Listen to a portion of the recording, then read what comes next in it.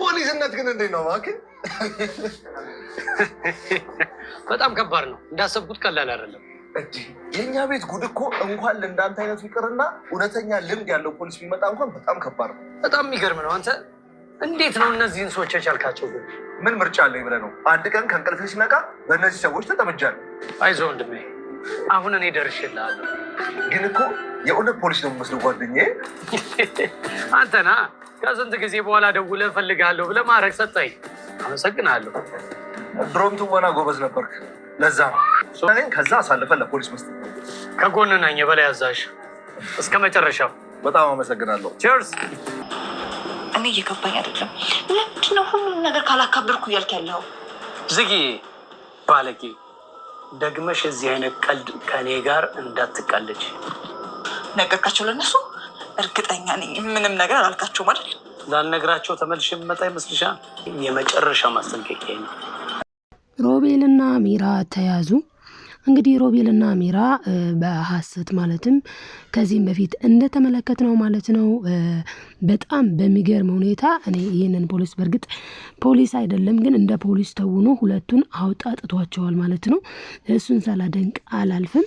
እንግዲህ ሳራን እንደሚታወቀው እነሱ ያው በህይወት የለችም፣ ህይወቷን አጥፍተዋታል።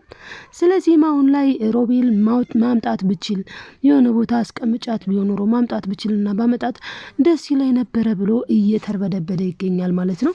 እኔ እኮ ሚራ ነኝ፣ እኔ እኮ ሮቤል ነኝ እያሉ ማንም ሰው እኔን አይሸውድም እያሉ የነበሩት ሁለቱ ግለሰቦች ማለት ነው አሁን ላይ ግን በጣም በጭንቀትና በጣም በችግር ላይ ይገኛሉ። ምክንያቱም አንደኛ ነገር ሚራ አሁን እያለች ያለችው ምንድን ነው እንግዲህ ብር ሰጥታ ሙስና እንዲሰራላትና እሷን ደግሞ ተጠያቂ እንዳትሆን ከእሷ ጭንቅላት ላይ ይህ ነገር እንዲወገድ ለማድረግ የሞከረችው ሙከራ እንደውም ሚራ እዚህ ነገር ላይ እጇ እንዳለባት ፍንትው አድርጎ አስታውቋል ማለት ነው።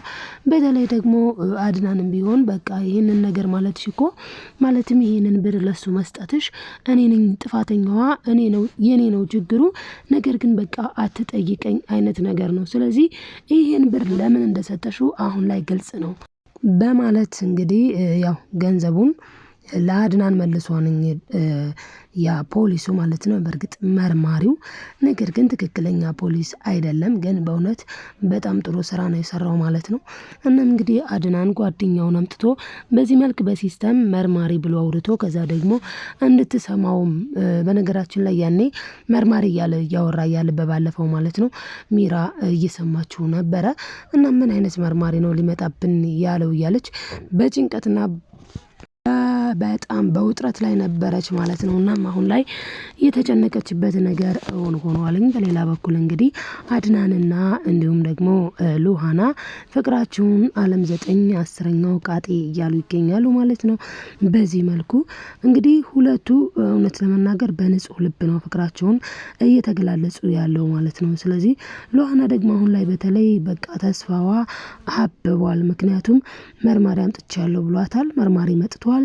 ከዛ እነሱ እየተመረመሩ ነው። አንዴ ወደ ቀኝ አንዴ ወደ ግራ ቢሉም ማለት ነው። ዞሮ ዞሮ ስለ ሳራ እውነቱን መናገራቸው የማይቀር ጉዳይ ነው። ካልነገራችሁኝ ወይም ደግሞ ካልተናገራችሁ ደግሞ ወስጄ አስራችኋለሁ እያላችሁ እያስፈራራቸው ይገኛል ማለት ነው። ነገር ግን አላማውና እቅዱ የአድናን ምንድነው ሲባል እንደዚህ አውጣጥተው እውነቱ ላይ ሲደረስ ሪካርድ ወይም ደግሞ ሌላ ማስረጃ አድርጎ ለትክክለኛ ፖሊስ ሰጥቶ ሁለቱን ማሳጎር ወይም ማሳሰር ነው የሚፈልገው አድናን ማለት ነው። ሮቤልንና ሚራን ማሳሰር ነው የሚፈልገው። ምክንያቱም በዚህ ወንጀል ላይ ሁለቱ አብረው ስላሉበት ማለት ነው። እንግዲህ አድናን ይህንን ነገር አያውቅም። በጣም የሚገርመው ነገር እኔ የሳራ የዛ ቀን በጣም ነው የሚገርመው። እንግዲህ ሳራ ምንም አላደረገቻቸውም። ከመሬት ተነስተው ያው ማለት ለምን አወቀች ነው። በእርግጥ ለምን ስለኛ ሪሌሽን አወቀች? እንግዲህ እነሱ እንደሚባልጉ ሚራም በላዩ ላይ እንደምትባልግ ወንድም ነኝ የሚለው ሮቤልም ደግሞ ይህንን ብልግና አብሮ ከማለትም በቃ ሚስቱን እያመነዘረ እንደሆነ ሁሉንም ነገር ልትናገር ነበረ ማለት ነው ሳራ። ስለዚህ ያንን ነገር ከመናገሯ በፊት ብለው ነው እንግዲህ ሳራን ህይወቷን ያጠፏት። በነገራችን ላይ በዛው አጋጣሚ ደግሞ ሚራ ነች ዋናዋ መንስኤ። ምክንያቱም ሚራ አንድ ቀን መጋለጣችን አይቀርም። ስለዚህ እችን ልጅ ህይወቷን አጥፋ ብላ ከዛ ምንድን ያደረገችው ልክ ሳራ ለአድናን ልትነግረው ጋሼ ብላ ለአድናን ልትነግረው ስትል ነው ሮቤልና ሚራ ብላ ስትቀጥልለት እንዴ ከዛስ እያላት እያለ ነው እንግዲህ ሚራ መጥታ ነይ ምንድነው እሱ የምታወሪው ስራሽን አሰሪም እንዴ በዛ ላይ ደግሞ ሮቤል እየጠራሽ ነው ሂጂ ብላ ከዛ ሮቤል ጋር ሄደች። ሮቤል ደግሞ ስልኬን አቀብኝ በሚል ሰበብ ጎንበስ ስትልለት እንቀረጋት ማለት ነው። በእርግጥ ሳራ ሁሉንም ነገር ታውቅ ነበረ ሮቤልም እንደሚራመድ ያኔ ማለት ነው። እንዲሁም ደግሞ ሚራና ሮቤልም እንደሚባለጉ ስለዚህ ያብልግናዋን እንዳትናገርባት ስለፈራችና ስለሰጋች ሚራ ምን አደረገች የሳራ ህይወት እንዲጠፋ ምክንያት ሆነች። በዛ ላይ ደግሞ ሲያወናብዳት ሮቤል ደግሞ ምን አደረገ አንዴ ሬሳውን ይደብቀዋል አንዴ ይመልሰዋል። ከዛ እንደዛ አድርጎ ሚራ የሆነ ሰውማ ያውቃል ይሄንን ነገርማ የሆነ ሰውማ ያውቃል ብላ እየተጠራጠረች እንድትጨነቅ እንድትረበሽ አደረጋት ማለት ነው። ምክንያቱም በስተመጨረሻ ቆይ ግን እኔ እኮ የሆነ ሰውማ አለ ከኛ ከሁለታችን ውጪ ስለ ሳራ የሚያውቅ የሆነ ሰው አለ ብላ ሚራ ስትጨነቅ ነው ማንም የለም ባክሽ እኔ ነኝ ስለዚህ እኔ ነኝ አንቺ ጠገብ ስትይ ከዛ እየወሰድኩኝ ስመልሰው የነበረው አስከሬኑን እኔ ነኝ።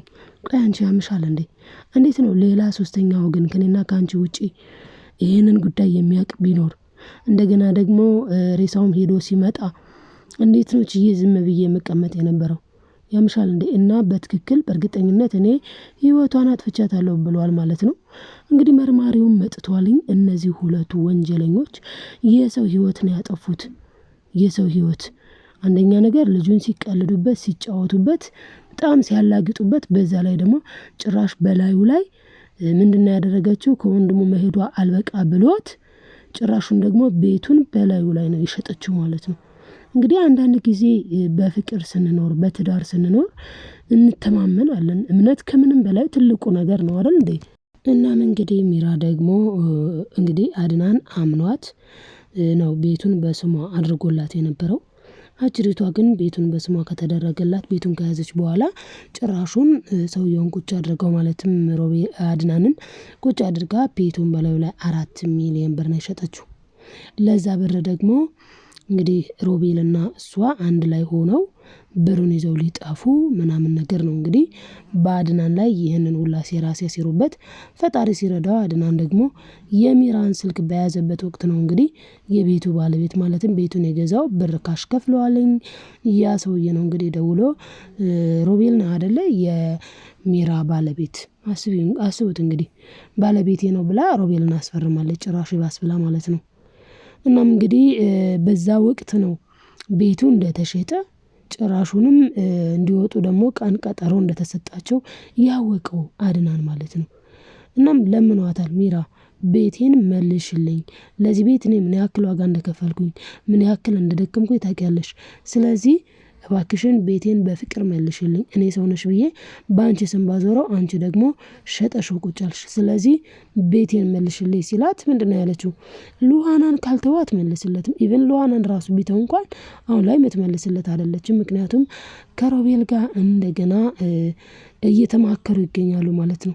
አሁን እንደ አላማ እንደ እቅድ ያደረጉት ምንድነው ምርመራውን ሰውየው እየመጣ ነው የሚያስከትለው ስለዚህ በሆነች ቅጽበት ብሩን ይዘን እንጥፋ አይነት ነገር ነው እያሉ ያሉት ማለት ነው።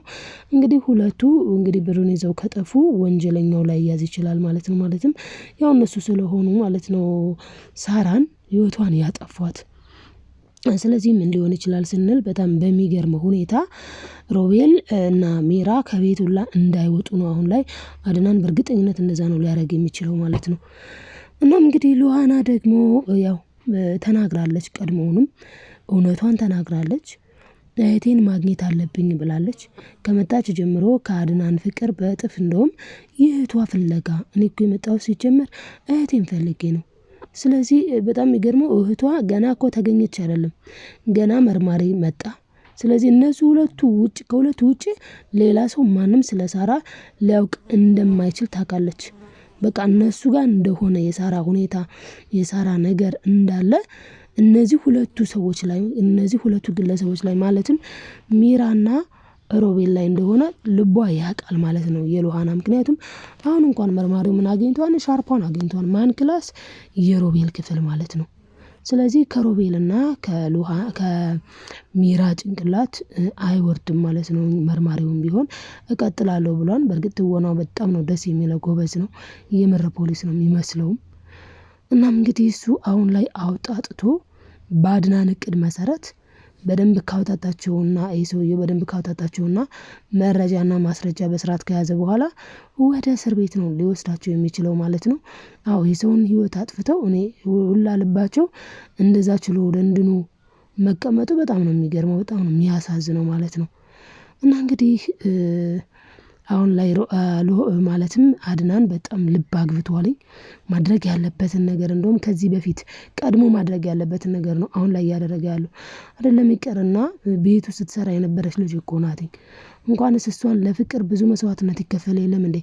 ሉሃና በጣም ነው የምትወደው። እሱም ደግሞ ሉሃናን ነፍሱ እስኪወጣ ነው የሚወዳት ማለት ነው። እንድንወደድ የሚያደርገን ማንነታችን ነው።